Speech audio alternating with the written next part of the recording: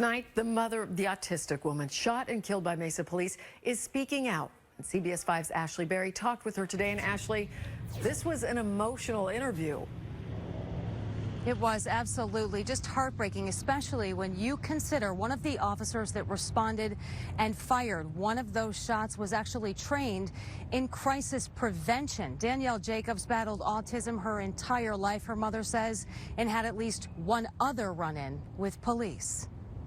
They have a right to be treated fairly and humanely and respected.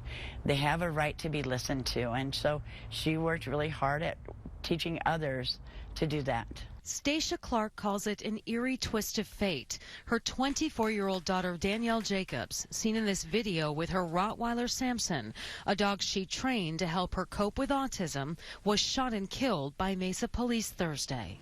If my daughter was asking for help and reaching out, my daughter died for asking for help, for reaching out. Her mother says Danielle didn't give any indication she was upset when a friend called police concerned for her welfare. 3 Mesa police officers responded to the Encanto home, including one who was specifically trained to handle such crisis intervention. Danielle was armed with a knife and lunged at them. 2 opened fire, killing her.